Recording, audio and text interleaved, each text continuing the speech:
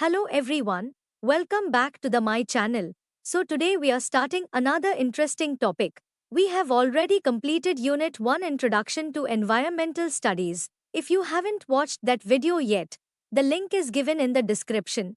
You can check it out from there. The notes for this lesson are also provided in Kannada in the description, so you can download them easily.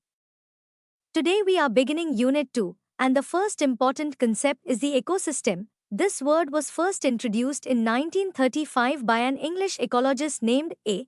G. Tansley. Let's understand what an ecosystem is and why it is so important for life on Earth. In this video, we will cover 1. What is an ecosystem? 2. Who was A. G. Tansley? 3. Why is the ecosystem important? 4. How ecosystems work? Biotic and abiotic components. 5. Types of ecosystems. 6. Why should we protect ecosystems? 7. Cool facts and fun examples. So let's get started. What is an ecosystem? An ecosystem is like a natural community where all living things such as plants, animals, and tiny microorganisms live and interact with each other. But it's not just living things, there are also non-living parts like air, water, soil, sunlight, and temperature together.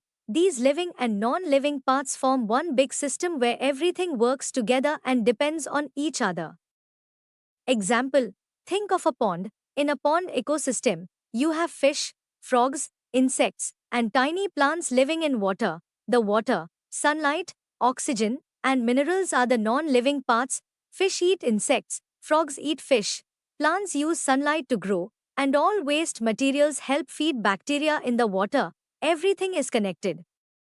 Who was A. G. Tansley? Arthur George Tansley was a scientist who wanted to help people understand how nature works. Before Tansley, scientists mainly studied animals or plants separately.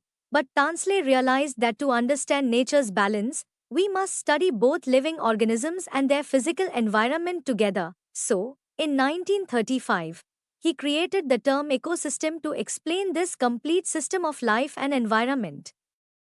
Why is the ecosystem important? Tansley introduced the concept to show how energy and nutrients flow through nature. For example, plants use sunlight to make food through photosynthesis, herbivores like deer eat plants to get energy, carnivores like lions eat herbivores.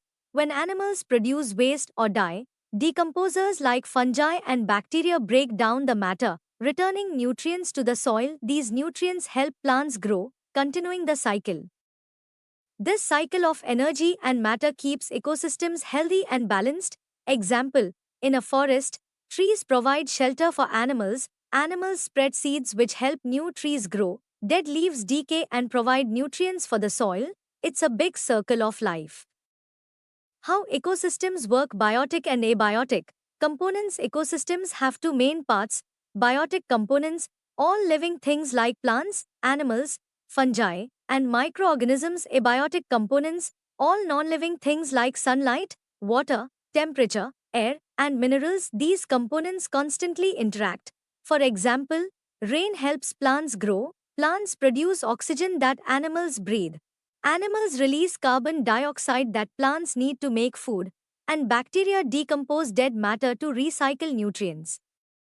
Example: desert ecosystem. In deserts, abiotic factors like extreme heat and low water make life tough. Yet, special plants like cacti store water, and animals like camels have adapted to survive long without water.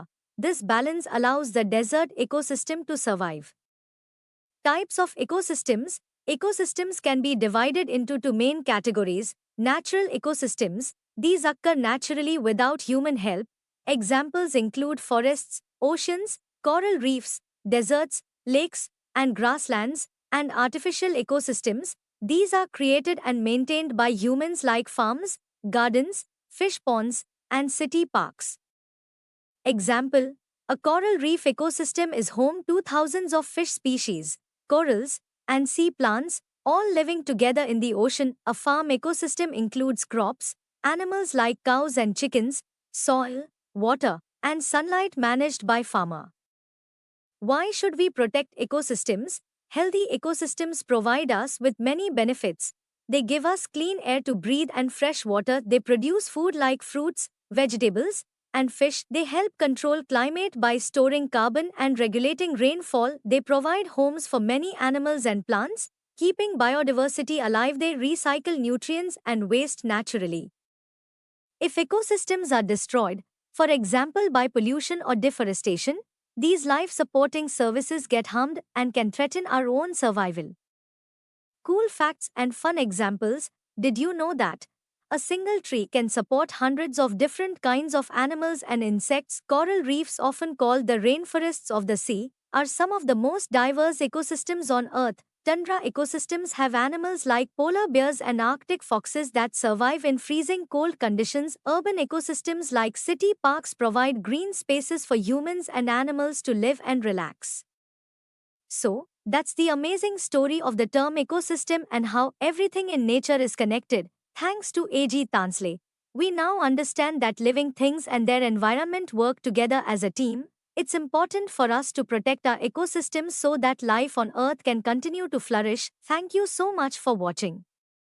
If you enjoyed this video, subscribe for more exciting science lessons. See you next time.